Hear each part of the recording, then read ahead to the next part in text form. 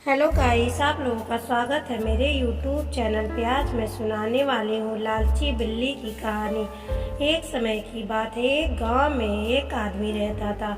उसके पास बहुत सारे जानवर थे, कुत्ता, बिल्ली, गधा, बकरी। लेकिन वो बिल्ली को बहुत ही ज़्यादा प्यार करता था और अपने हाथों से उसको दूध पिलाता।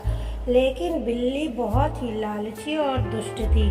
उसको हमेशा अपना खाना खाने के बाद भी उसका पेट नहीं भरता और दूसरे जानवरों को देखती रहती और जैसे तैसे करके उनका खाना खाना स्टार्ट कर देती।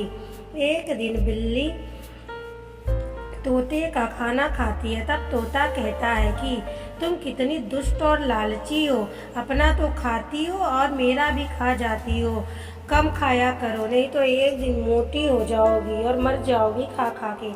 तब बिल्ली कहती है, तुम लोग मेरे से चिढ़ते हो क्योंकि मालिक मेरे से ज़्यादा प्यार करते हैं। लेकिन वह इतनी दुष्ट होती है कि फिर कभी बकरी का खाना, कभी तोते का खाना, कभी कुत्ते का खाना खा जाती और खा खा के वह इतनी मोटी हो जाती है कि वह बीमार पड़ जाती है। तब आदमी बहुत ही चिंता करता है और डॉक्टर को बुलाता है। तब डॉक्टर आता है और बिल्ली को देखता है।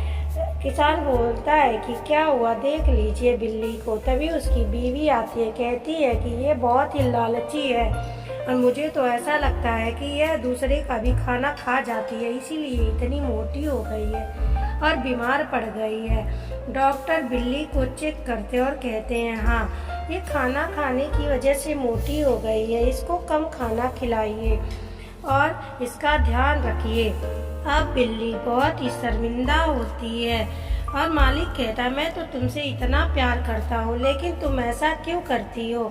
दूसरे का खाना खाना बहुत ही गलत बात होता है, अपना ही खाना खाना चाहिए। मैं तो देखो तुम्हारे अपने हाथ से भी खाना खिलाता हूँ, कभी ऐसा नहीं करना चाहिए, बहुत गलत बात है।